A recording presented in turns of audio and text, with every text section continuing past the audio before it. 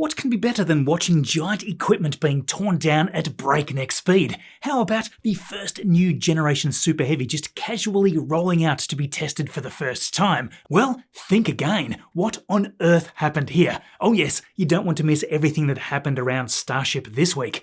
Luckily, we've also had a rapid glimpse into the future with Blue Origin out of nowhere dropping plans for a much more monstrous New Glenn 9-4, and all this was just around the many new launched missions of the week. It has been, let's say, a mixed bag. Okay, Neil, we can see you coming down the ladder now.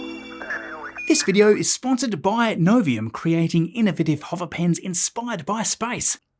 Hey, Marcus House with you here, and the brutal destruction has ramped up even further at Pad 1 as SpaceX works hard to get the old pad systems out of the way. You can tell that they desperately want to begin ripping right into that groundwork to upgrade this with the new flame trench design. With those launch mount legs now standing free at the start of the week, no longer interconnected with each other, it was time for these to begin falling. Thanks to all of NSF's feeds, we had some great destructive perspectives. One of the legs on the north side of the mount was approached by an excavator, and with a hefty push in it came tumbling down, smashing into the other leg there. It really does scream SpaceX when they just chuck this sort of machine at it and hope for the best. Well, if it works, it works. The same excavator pushed the next leg inward on Tuesday, so by midweek they were already off to a good start. Great shots from Shaun here watching it all unfold from the dunes. In typical SpaceX fashion, they kept right at it, continuing to topple the third leg and then the fourth leg, which came down in a spectacular fashion. Before long, there went the fifth, and we were just left there watching the last, which still had parts of the old booster quick disconnect hood attached. Of course, there went that one on Friday morning too, so it's all kind of a bare bones kind of affair right now for the old launch mount. Now, if you've been watching over the past few weeks, we've seen them roll out the Drawworks hoist at the base of the tower for either refurbishment or replacement. During the last few weeks, they've completely torn out the supporting structures for this system that raises and lowers the huge tower arms. On Pad 2, that hoist system is reversed, which we believe they will do here too, but it's worth comparing the supporting structure thanks to the support of RGV aerial photography. From Tower 1 a few weeks ago, you can clearly see this doesn't have near the same robust angled design that we see here with Tower 2. Anyway, we assume that they are wanting to replicate this design on the Pad 1 tower here, so with the old design now removed, we should very soon see a new structure rise. Action slightly higher up on the tower arms too. First, the landing rail for the left side was removed, and rather unceremoniously not long after, the team tore right into the arm itself, slicing off the excess length that was no longer needed, which brought it to roughly the same length as those already installed at Pad 2. We can also see just how much has been completely torn out over the past week, including the obsolete commodities bunker at the tank farm. These images are taken literally 1 week apart, so they really have worked quite fast to completely delete a lot more of the systems that existed here from what seemed like just moments ago. There's a lot of stuff missing: valves that separated the tank farm from the propellant lines that head to the launch mount, the pipelines that connected up the old cryogenic test station equipment, and this whole area that had all of the pedestals that supported the liquid oxygen subcoolers. Along with that, the nearby pipework is all gone, so SpaceX have surged forward with all of this. Now heading over to the new tower, we have a lot of exciting news here. Last week, as we were signing off, we had just topped off the week with the middle part of the liquid oxygen quick disconnect hood having been lifted on. Well, right at that same time, we had just seen the liquid methane hood being lifted and installed as well, so both of those are making the pad look very clean now. I've had a few comments about this double quick disconnect system in the comments, so perhaps this is still not well understood. The new version 3 Super Heavy has a completely separate quick disconnect for the methane and oxygen, so from this point on we will see the two separately connecting in. These two are offset by roughly 72 degrees and comfortably fit between these strakes on the booster. Zooming in a bit further on that new part of the liquid oxygen quick disconnect hood, it didn't appear to be lining up perfectly with the lower part. That most likely explains why they had lifted it off again Thursday night for some adjustment. Now, on Tuesday, just as they had wrapped up testing the clamps on the orbital launch mount with that test rig ibuprofen, it was time for the next big piece of hardware to make its way to the launch site. Yes, finally, after all this time, there was the ship quick disconnect arm moving. This is so much more complex and refined than the previous version. With these 3 swivel joints installed and a lot of other pipework already mounted, it was now rolling. The crew close by should give you a good sense of scale here. Normally, with that gigantic Starship sitting beside it, you don't always get that perspective. I mean, that kind of goes for almost everything related to Starship, but yeah, more great views from Shaun doing his best to capture all of these views. As always, thanks so much to you amazing subscribers. We get to be out here picking all this up, so we're very grateful every week that we get to keep doing it. Now, the quick disconnect arm also needs an actuator to move it all about, right? Well, that very actuator is sitting right here next to the manifold. Now, of course, this doesn't fully complete the puzzle since we are still missing the end piece that moves right up close to the ship. Well, wait no more. This has finally been spotted after its delivery to the Sanchez area of the site. This we expect to get outfitted with everything possible before that is moved out to be installed onto the end of this ship quick disconnect arm. We have another big week at the production site too. At the start of the week, we saw the final section for Ship 39 roll out of the Star Factory and head into Mega Bay 2. The last section, of course, is the aft section, which is particularly important so that you've got a section that you can attach your Raptor engines to. Well, there it was, and once this section was in place, the existing Ship 39 stack was lifted up by the bridge crane and aligned. They then hooked the 2 sections together with straps and did the double lift once again over to the welding turntable on the back right side of the Mega Bay. So at this point, we assume that we should now have the first fully stacked version 3 ship. We get to see a lot less of this process these days, but next up we would expect the transfer tubes to be integrated with all the other mission critical items. Thankfully, we have seen it sitting on the center workstation in the bay later in the week, and this time without those wooden blocks. Assuming that all the work on this goes smoothly, it should be kicking off its cryogenic testing campaign hopefully in December. Once that's done, it'll come back for the Raptor 3 installation along with flaps and all other systems needed, and then it will head out for its first static fire at the upgraded Massey's site. That, by the way, will be the first upper stage Starship static fire test since Ship 36's fiery conclusion back on June 18. It really is amazing how much has happened in only 5 months. The bigger news though was what was supposed to be its partner for Flight 12, Booster 18, the first version 3 Super Heavy. I mean, you know what comes next, right? Here was that first ever version 3 Super Heavy making its way out of the Mega Bay and preparing to roll out to the Massey's test site. Now, SpaceX of course couldn't let this moment pass and shared these images. They posted that the first operations will test the booster's redesigned propellant systems and its structural strength. Well, that is of course where this story turns from excitement to disappointment. I will first say that with it having rolled past the cameras, we got to take a close look at all the intricate systems here on the aft section. These quick disconnect ports look very different to what we're used to seeing. It rolled into Massey's, and in the early hours of Friday morning they were already adding in the pressure. Well, bam! Some sort of overpressure issue seemed to have occurred here, which quite literally peeled open a huge chunk of the lower liquid oxygen tank.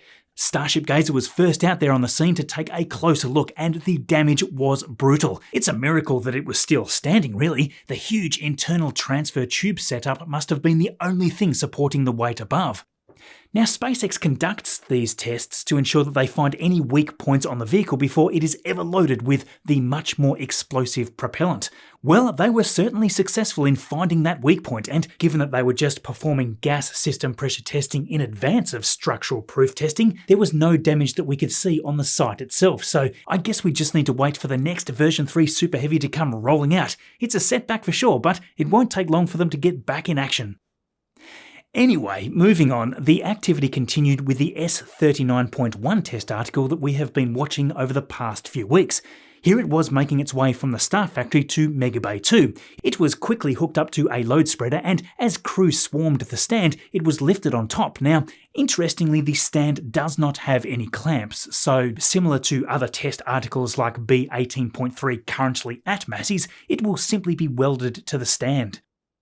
In the rocket garden, as expected, the sad tale of Booster 17, a previous generation booster now obsolete, is indeed on the chopping block. SpaceX had kept this as a backup just in case something went wrong with the designated boosters for the previous few flights, but it was never needed in the end.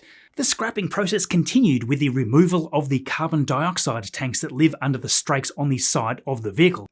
Next, it was rolled into the Mega Bay for the last ever time in one piece. SpaceX simply got the crew to cut it in two right above the common dome, and they soon moved the liquid oxygen tank back outside. The upper methane tank section was lowered so that they could first slice it up into manageable pieces. One by one, 4 sections were lifted out of the Mega Bay, with the top forward dome being the last. The same process would soon begin with the liquid oxygen tank section, because that was moving back in so that they could start ripping into that.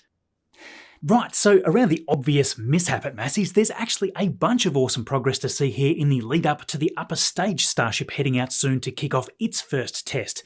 Before I jump into that though, behold Novium's hover pens, the cosmic sponsors of today's video, and they just so happen to have a massive Black Friday sale on right now. For a limited time, a 20% off discount, which is their biggest promotion of the year. So yeah, it's time to embrace your inner nerd with the awesome Hover Pen Interstellar, a celestial tribute to gravity and magnetism. This is designed to hover at a precise 23.5 degree angle, the same as Earth's axial tilt, which is responsible for the different hemispheres receiving more or less direct sunlight through the year, hence those magnificent seasons. It's obviously a real conversation starter too, as it instantly gets people curious about how it works. The great thing is, these are all refillable. You just remove the cartridge and pop in a new refill, so these will essentially last you forever. You can pick them up in a number of colours. This one here is the Space Black, but you can choose Mars Magma, Starlight Silver or Neptune Blue. If you want to add a little more, you can go right up to the Meteorite Edition. Not only does that include the 18-karat gold band, but it also has a neat little meteorite shard embedded right in the tip there. Novium's Interstellar has even been included in Time Magazine's Best Inventions, so there are a lot of people other than me that love having this a part of their office. Perhaps you love the feel of writing with a fountain pen. Well, you might be interested in the Hover Pen Future. That's a 2-in-1 fountain and rollerball pen where you can just switch out the tips as you need. Either choice is a wonderful touch to your workspace as they stand there defying gravity. They are beautifully packaged and will make a very special timeless gift for your loved ones. Simply use code MarcusHouse or scan the QR code there on screen to get that massive 20% Black Friday discount along with free worldwide shipping on all hover pens. The link is right there in the description. Thank you, Novium.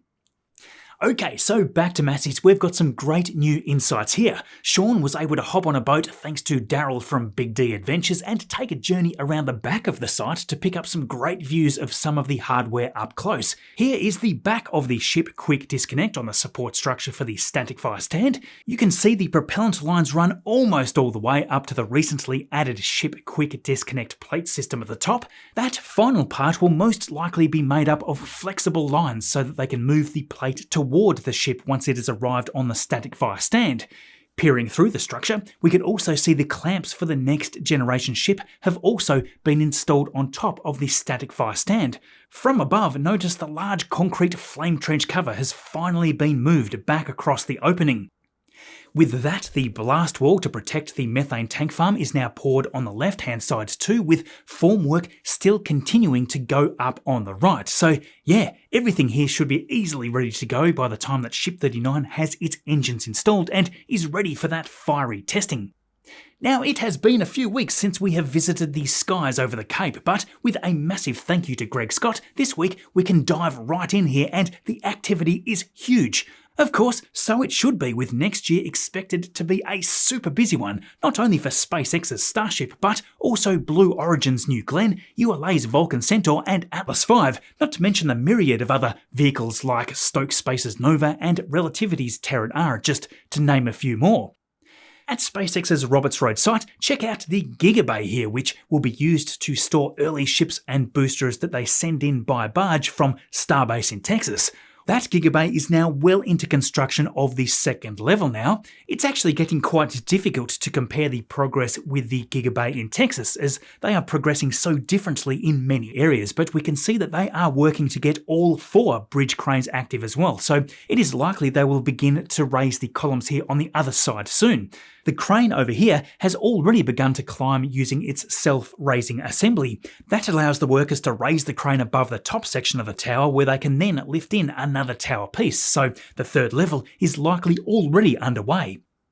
Over at the assembly area, we can now see workers lifting and installing pieces for the 8th segment of the 4th overall Starship tower. We suspect this one is destined to go to Space Launch Complex 37, as it seems to have all the required hardware for not just catching vehicles but also supporting launching them. The 4 main corner pieces for the 9th and last segment are already delivered as well, which adds up to the full tower.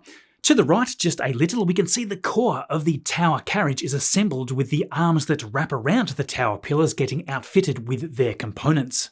The 2 frames for the booster quick disconnects have also been delivered, and they are ready to be outfitted. Obviously over here you will notice the absence of the launch mount. As we covered a few weeks back, that was rolled to the launch site and lifted in for installation. This week, however, a neat new perspective of this process was shared by SpaceX's VP of Launch.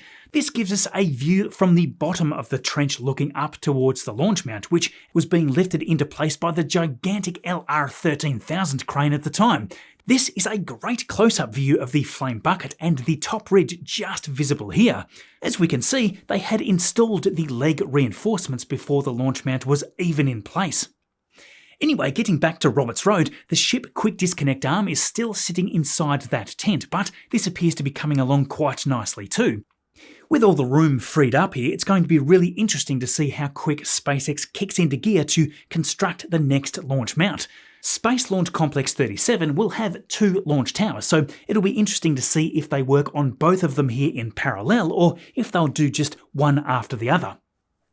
Falcon 9 had what feels like a standard kind of week. They shot off the Sentinel-6B mission from Vandenberg on Sunday evening, all streamed by NASA rather than SpaceX. Somehow they managed to stream in 4K while everything was looking like it was about 720p or something. Not particularly nice quality to watch for a return to launch site mission, but yeah, it was Booster 1097 landing here for its 3rd time, which also made it the 500th reflight of a Falcon first stage.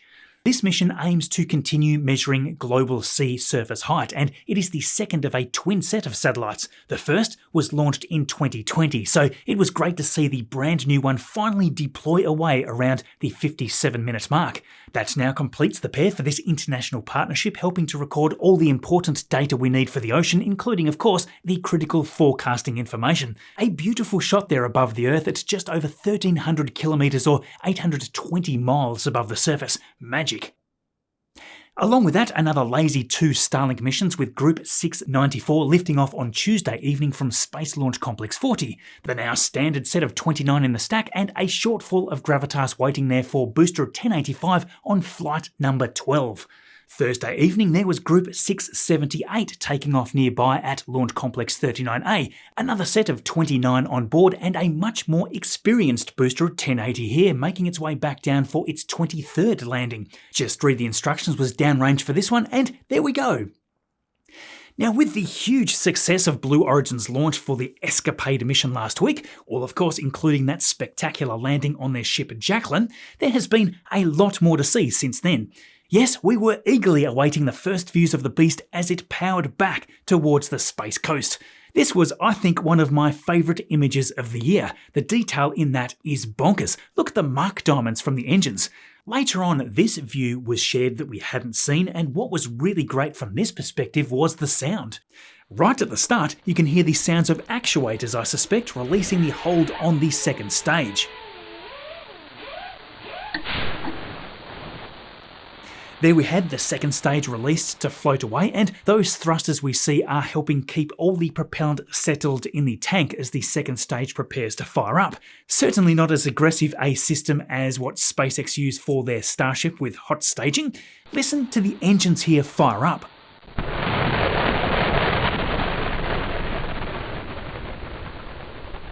I just love these sorts of perspectives. Although sound doesn't move through a vacuum, it certainly moves through a whole bunch of engine exhaust gases smashing into the first stage. That is so darn cool.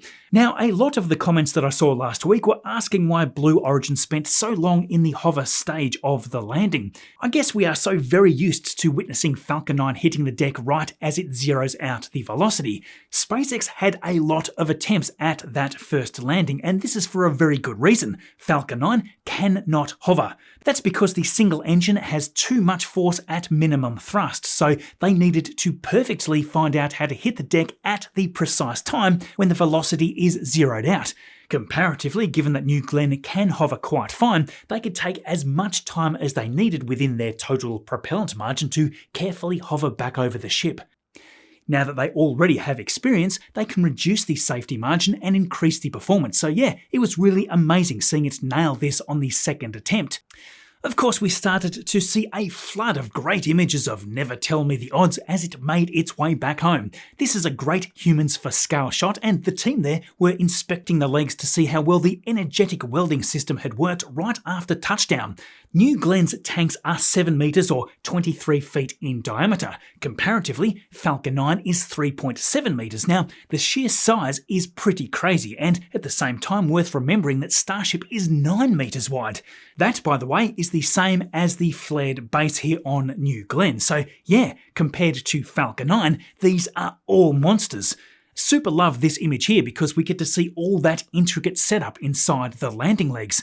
I wonder how much they may end up simplifying a lot of this. The best part is no part is certainly not looking to be the case for New Glenn right now, but as we know, things tend to get optimized quite rapidly after the technology is proven. You've only got to look at SpaceX's Raptor 1 versus Raptor 3 in that regard.